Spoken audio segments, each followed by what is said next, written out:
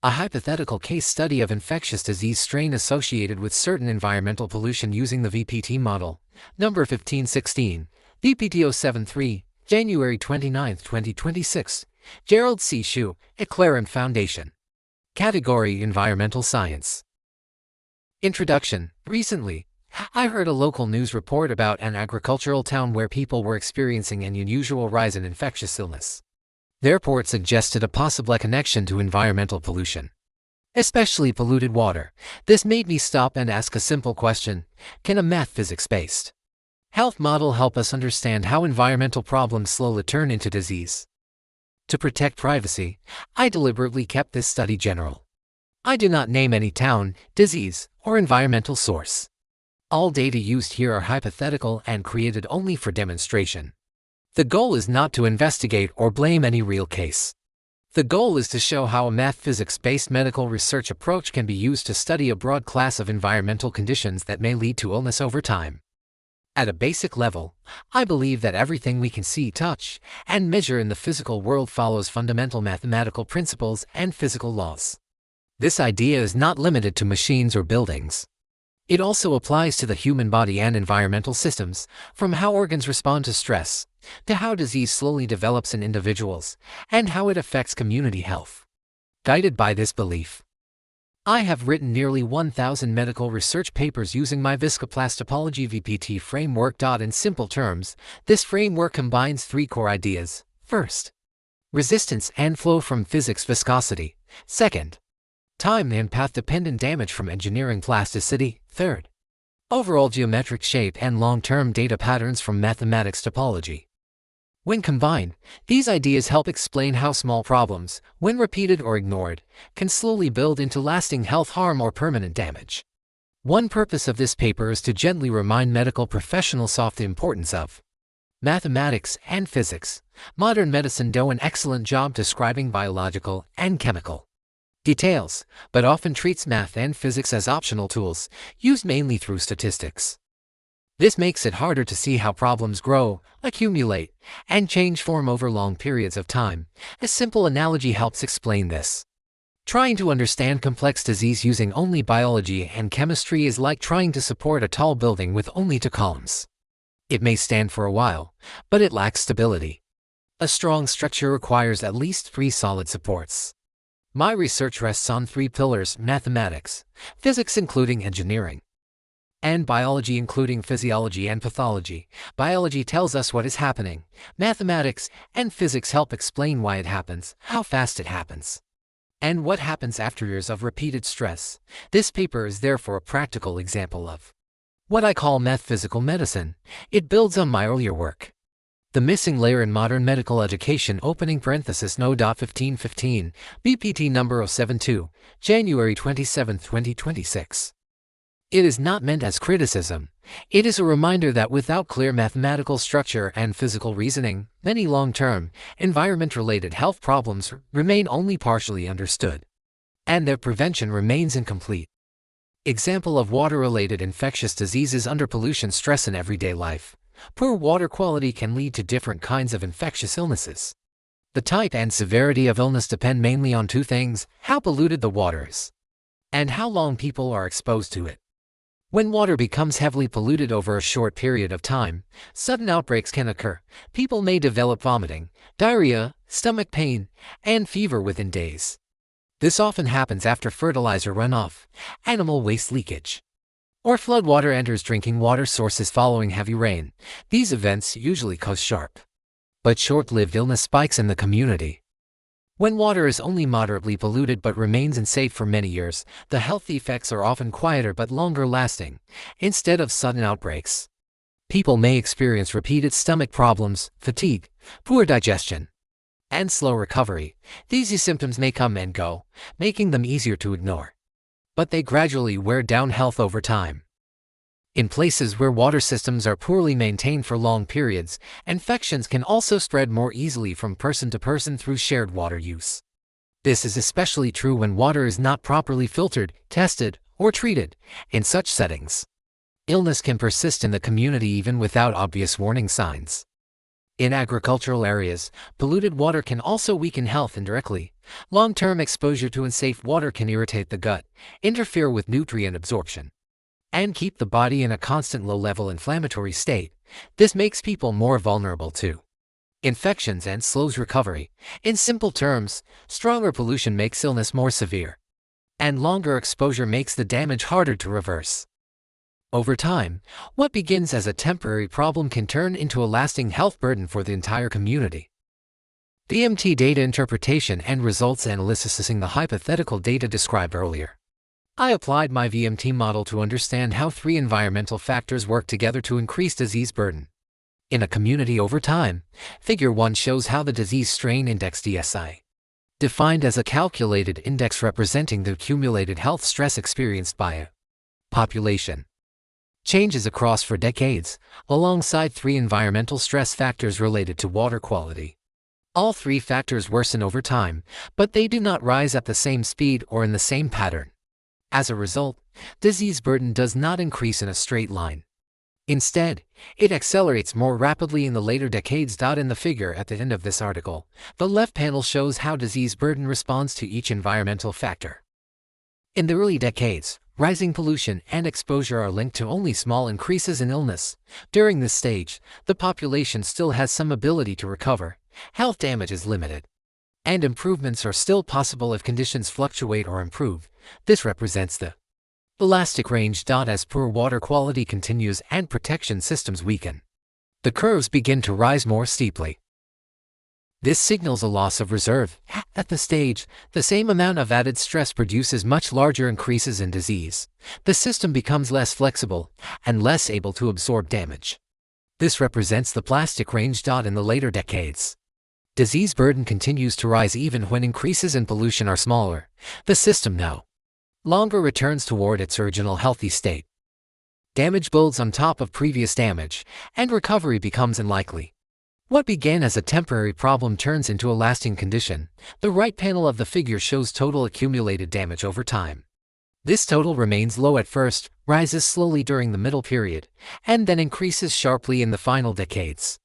This pattern shows that most long-term harm occurs after years of ongoing exposure, not during the early stages of contamination. The analysis also shows that all three environmental factors play equally important roles, contributing approximately 33% each: the level of pollution in the water WCO, the length of exposure ED, and the weakness of the water protection system WRD each account for about 1/3 of the total damage. No single factor alone explains disease progression. In simple terms, pollution adds stress, long exposure allows damage to accumulate, and weak protection prevents recovery. Once total accumulated damage passes a critical point, disease continues to worsen even if conditions stop deteriorating. This hypothetical case shows how long-term neglect of water quality can slowly lead to widespread illness in a community. Short-term measurements and one-time snapshots often miss these gradual changes. When health is viewed over time, like watching a movie instead of a single photograph, the true pattern of damage becomes clear. TDA analysis and results. Using the same hypothetical data, I next looked at the problem using a topological data analysis, or TDA, point of view, instead of looking at one factor at a time. TDA examines how all factors change together and how the overall situation evolves over long periods of time. The radar chart provides a simple visual summary. In the earliest stage, all three stress factors are close to zero, forming a small shape near the center. This represents a clean, stable environment with little health risk. As the decades pass, the shape grows larger and spreads outward. This shows that water pollution, long exposure, and weak protection systems are increasing together, not one at a time. The shape expands in all directions rather than stretching in just one direction. This tells us that no single factor is solely responsible. Pollution, exposure time, and system weakness rise together and reinforce each other. As a result, the overall environmental balance slowly deteriorates. The 3D scatter diagram shows the same information from another angle.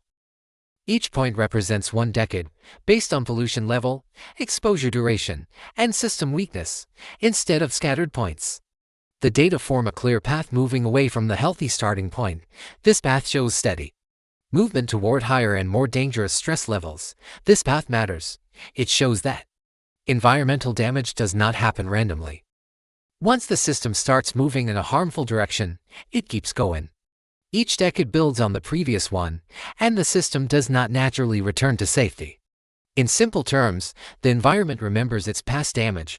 Early on, small increases in pollution or exposure do not seem to cause much illness.